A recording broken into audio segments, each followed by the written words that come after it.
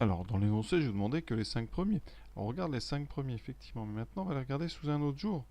Sous le jour des puissances de 2. Ici, eh bien 15, on est tout près de 16.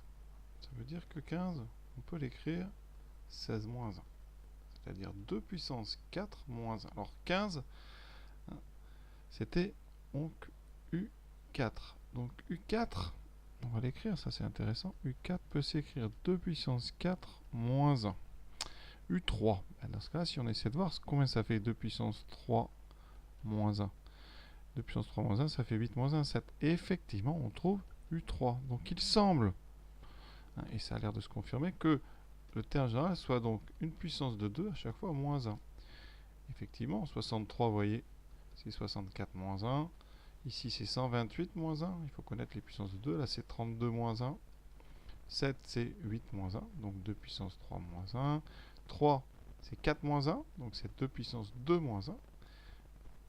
Ensuite, 1, c'est 2 moins 1. Ça, c'est parfait. Donc 2 puissance 1 moins 1. Et le dernier, 2 puissance 0 moins 1. Effectivement, ça fait 1 moins 1. Donc ça a l'air de marcher pour jusqu'à 8. Donc, et voilà l'idée. On va bien faire la conjecture, l'hypothèse fortement probable que le terme général de cette suite, c'est donc 2 puissance n moins 1, quel que soit n. Donc on va le démontrer.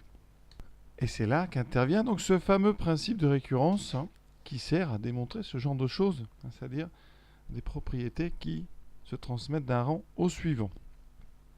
Alors intuitivement, on peut imaginer que la formule est bonne, mais même là déjà l'intuition, ça ne fait pas tout. Donc on a ce mode de raisonnement qui va vraiment être super utile dans ce genre d'exercice. Alors comme d'habitude, donc on va faire l'initialisation, mais ça ne pose pas de problème. On regarde évidemment tout de suite est-ce que la propriété est vraie dès le début, parce que sinon ça ne sert à rien de la démontrer. Donc on regarde, donc pour n égale 0, on va démarrer en 0. Je regarde quoi? Donc U0. U0 c'est 0. Et 2 puissance 0 moins 1, ça vaut, on l'a vu tout à l'heure, 1 moins 1. Donc ça, parfait, donc c'est vrai pour n égale 0. Voilà. Hérédité. Ici, on va donc supposer, on va dire, voilà, si c'était vrai à un moment, est-ce que ça serait vrai au rang suivant? Donc supposons que pour un certain n arbitraire, d'accord, et on suppose que un est bien égal à 2 puissance n moins 1. Alors là, ça choque souvent certains parce qu'on suppose un petit peu ce qu'on veut démontrer. Alors on ne suppose pas que c'est tout le temps vrai.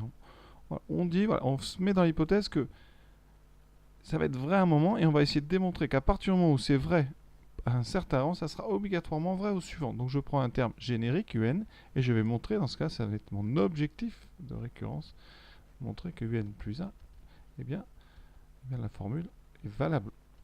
Donc on doit passer de la formule un égale 2 puissance n moins 1 à un plus 1 égale 2 puissance n plus 1 moins 1. Ça s'appelle l'hérédité. Un caractère qui se transmet d'un rang au suivant.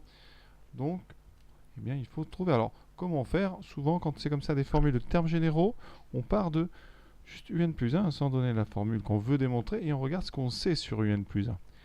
C'est souvent des suites définies par récurrence, donc un plus 1, d'après le texte, c'est 2un plus 1.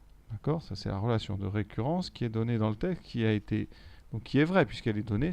La suite un est définie par ça. Donc j'ai tout à fait le droit d'utiliser. Ensuite, on va utiliser à ce moment-là, c'est là qu'il faut bien comprendre, notre hypothèse de récurrence. L'hypothèse de récurrence, c'est ça. C'est cette supposition qu'on vient de faire, l'hypothèse donc de récurrence. Je l'utilise à ce moment-là, dans la relation de récurrence 2 fois un. Donc ça fait 2 fois 2 puissance n moins 1. D'accord, ça c'est ma supposition de l'expression de un. Voilà, si un était comme ça, qu'est-ce que j'obtiendrais? Bien, je regarde, je développe. Cet exercice a été choisi parce qu'il est simple. On va arriver assez vite au but. 2 fois 2 puissance n moins 2 fois 1, 2 plus 1. Ce qui donne donc, alors ici moins 2 plus 1, ça fera moins 1, pas de problème, là c'est super. La puissance, 2 fois 2 puissance n, ça fait 2 puissance 1 fois n. On a ici donc les exposants qui vont s'ajouter, 2 puissance n, et donc, eh bien, on a réussi l'hérédité vérifiée, d'accord? On a bien réussi à partir d'une supposition et arriver à notre objectif, Donc vous venez de montrer que si la propriété est vraie, elle est vraie au rang suivant. Voilà. Elle n'est peut-être jamais vraie. Mais si elle était vraie, elle sera... hein, si elle l'était vraie, elle sera vraie donc au rang suivant. Comme elle est initialisée, ben vous avez bien compris le principe de récurrence, c'est comme un escalier infini. À partir du moment où vous savez donc, vous, l'hérédité c'est quoi? Ben c'est, je suis capable d'aller d'une marche à la suivante. L'initialisation, qu'est-ce que c'est? Eh bien c'est, je me pose sur cette marche. Voilà. Donc l'initialisation vous met sur la première marche, et l'hérédité ben, vous dit que comme vous savez aller d'une marche à la suivante, vous allez pouvoir aller à la marche. Donc vous êtes parti de n égale 0. Donc d'après l'hérédité, vous arriverez à aller facilement à n égale 1.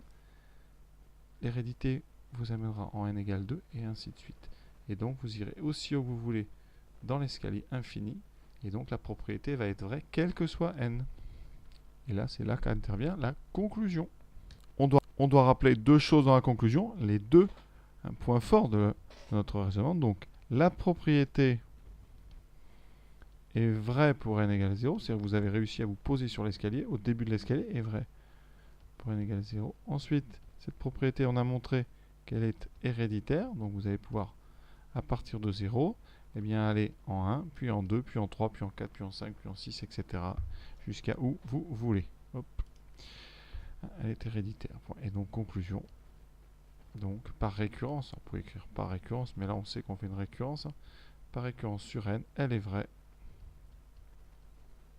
Quel que soit n, appartenant à grand N, d'accord? Et on a donc bien démontré cette conjecture. Donc ça, c'est vraiment de la recherche, en fait. On fait une hypothèse et on essaie de la démontrer. Donc voilà hein, l'intérêt des récurrences. Voilà, j'espère que ça vous a permis de comprendre un petit peu mieux, en tout cas, de vous a permis de vous entraîner. Je vous souhaite une bonne fin de journée, à bientôt.